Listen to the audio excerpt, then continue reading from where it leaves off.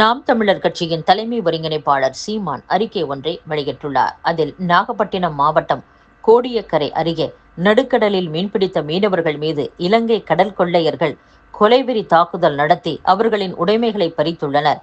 தமிழக மீனவர்களை காக்க நடவடிக்கை எடுக்காத மத்திய மற்றும் மாநில அரசுகளின் தொடர் அலட்சிய போக்கு கண்டனத்திற்கு உரியது. பாகிஸ்தானைச் சேர்ந்த பயங்கரவாதிகள் எல்லை தாண்டி இந்தியர்கள் மீது தாக்குதல் நடத்தியவுடன் பதறி துடித்த மக்கள் தமிழ் மீனவர்கள் மீது தாக்குதல் நடத்தியதற்கு எந்த பதற்றமும் கொள்ளாமல் கள்ள அமைதி காப்பது ஏன்?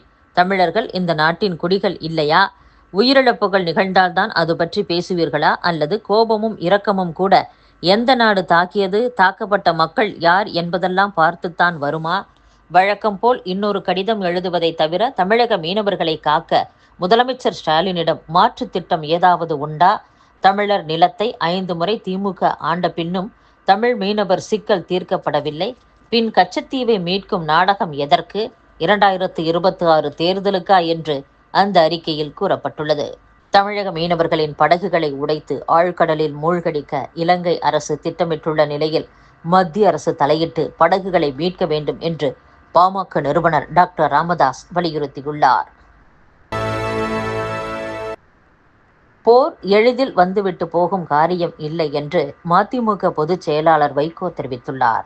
இந்திய உபகண்டத்தில் பதற்றமான சூழ்நிலை ஏற்பட்டுள்ளது. பாகிஸ்தானுடன் போர் எளிதாக வந்துவிட்டு போகிற காரியம் அல்ல. எல்லாவித ஆயுதங்களையும் பயன்படுத்தும் கட்டாயத்திற்கு தள்ளப்பட்டால் அதே ஆயுதங்களை பாகிஸ்தான் தரப்பிலும் பயன்படுத்தக்கூடும். இதனால் குழந்தைகள், தாய்மார்கள், அப்பாவிகள் பல்லாயிரக்கணக்கில் கொல்லப்படுவர். நொறுங்கி போகும் பொருளாதாரம் மீள்வது சிரமம். அதற்கு பல ஆண்டுகள் ஆகும். எனவே இந்தியர்களை கொலை செய்த பயங்கரவாதிகளை கண்டுபிடிக்க வேண்டும். அவர்களை கடும் தண்டனைக்கு உள்ளாக்க வேண்டும் என்பதில் மட்டுமே நம் கவனம் இருக்க வேண்டும். நான் எந்த எதிர்பார்ப்பும் இல்லாதவன். VP சிங் வாஜ்பாய் ஆட்சியில் அமைச்சர் பதவி தருவதாக வலியுறுத்தினர். ஆனால் மத்திய அமைச்சராக விரும்பவில்லை. அதனால் கட்சிக்கு 2 இணையமைச்சர் பதவி கொடுத்தனர் என்றும் வைகோ பேசியுள்ளார். தமிழகத்தில் குற்றச் செயல்கள் அதிகரித்து வருகின்றன. சமீபத்தில் ஈரோடு, திருப்பூரில் வயோதிகர்களை கொலை செய்து நகைகளை களவாடி சென்ற சம்பவங்கள் நடந்துள்ளன. முதியோர், குழந்தைகள், பெண்கள் மீதான வன்முறையும் அதிகரித்து வருகிறது. ஆனால் சட்டசபையில் முதலமைச்சர் பேசும்போது பெண்களுக்கு பாதுகாப்பான மாநிலமாக தமிழகம் உள்ளதாக கூறுகிறார் என்று வானதி சீனிவாசன் MLA பேசியுள்ளார். தாவேகாவிலிருந்து வெளியேறிய வைஷ்ணவி மக்கள் பணி செய்ய விரும்பினால் பாஜகவில் இணைந்து பணியாற்றலாம். தமிழக திமுக அரசு நீட் குறித்து பொய் பிரச்சாரங்களை பரப்பி வருகிறது. ஆனாலும் ஆண்டுதோறும் நீட் தேர்வு எழுதுவோரும் தேர்ச்சி பெறுவோரின் எண்ணிக்கையும் அதிகரிக்கிறது. நீட் தேர்வை அனைவரும் ஏற்றுக்கொண்டுள்ளனர்.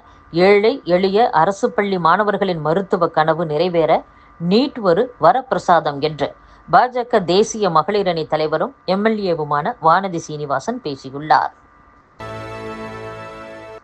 தமிழகத்தில் வரும் 8ஆம் தேதி வரை இடி மின்னலுடன் கூடிய மழை பெய்யும் என்று சென்னை வானிலை ஆய்வு மையம் அறிவித்துள்ளது. மேலும் கோவை, நீலகிரி உள்ளிட்ட 4 மாவட்டங்களில் இன்றும் நாளையும் கனமழை பெய்ய வாய்ப்புள்ளதாகவும் வானிலை ஆய்வு மையம் தெரிவித்துள்ளது.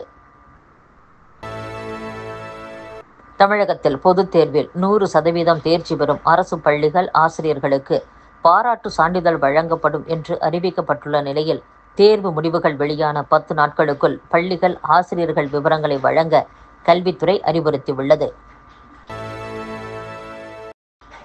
மயிலாடுதுறையில் நேற்று இரவு நடைபெற்ற திமுக பொதுக்கூட்டத்தின் போது பலத்த காற்றுடன் பெய்த மழையில் மின் விளக்கு கம்பம் மேடையில் சாய்ந்தது.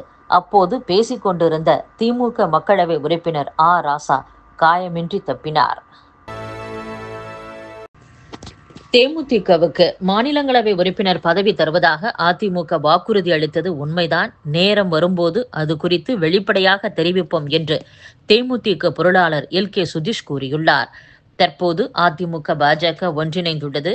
இனி மீண்டும் அனைவரும் ஒன்றிணைய வேண்டும். தேமுதிக அந்த கூட்டணியில் தொடர்வதா வேண்டாமா என்பதை பொதுச் செயலாளர் உரிய நேரத்தில் முடிவு செய்வார். அடுத்த ஆண்டு ஜனவரி 9ஆம் தேதி கடலூரில் தேமுதிக மாநாடு நடைபெறவுள்ளது. அதில் தேமுதிக யாருடன் கூட்டணி என்பதை கட்சியின் பொதுச் செயலாளர் முறைப்படி அறிவிப்பார் என்றும், தேமுதிகவுக்கு மாநிலங்களவை பதவி தருவதாக அதிமுக வாக்கு கொடுத்தது உண்மை. நேரம் வரும்போது அனைத்தையும் வெளிப்படையாக தெரிவிப்போம். மாநிலங்களவை உறுப்பினர் பதவியை பெறுவதில் எங்களுக்கும் விருப்பம் உண்டு. உகந்த வாய்ப்பு கிடைக்கும்போது அதை பற்றி பேசுவோம். அதற்கான தகுதியை தேமுதிக பெற்றுள்ளது என்றும் எல்.கே. சுதீஷ் கூறியுள்ளார். சென்னை மாநகராட்சி பகுதிக்கு உட்பட்ட பகுதியில் கட்டுமான பணி மேற்கொள்ளும் போது கண்காணிப்பு கேமரா பொருத்தி இருக்க வேண்டும் என்று சென்னை மாநகராட்சி நிர்வாகம் அறிவித்துள்ளது. மத்திய அரசு அறிவித்துள்ள ஜாதிவாரி கணக்கெடுப்பு திட்டம் மக்களவை எதிர்க்கட்சித் தலைவர் ராகுல் காந்திக்கு கிடைத்த வெற்றி என்று தமிழக காங்கிரஸ் தலைவர் செல்வ பெருந்தகை கூறியுள்ளார். பாஜக கூட்டணியில் இருந்து அதிமுக பொதுச் செயலாளர் எடப்பாடி பழனிசாமி என்ன சாதித்தார் என்று பட்டியல் போடுவாரா என திமுக அமைப்பு செயலர் ஆர்.எஸ். பாரதி கேள்வி எழுப்பியுள்ளார். அதிகார அமைப்புகளுக்கு பயந்து பாஜகவுடன் சேர்ந்த அமலாக்கத்துறை கூட்டணிதான் அதிமுக கூட்டணி என்றும் ஆர்.எஸ். பாரதி விமர்சனம் செய்துள்ளார். அநேக இந்திய மொழிகளுக்கு தாய் சமஸ்கிருதம். இம்மொழியை ஊக்குவிப்பது அதன் மறுமலர்ச்சிக்கானது மட்டுமல்ல, நாட்டின் ஒட்டுமொத்த வளர்ச்சிக்கானது என்று மத்திய உள்துறை அமைச்சர் அமித்ஷா தெரிவித்துள்ளார்.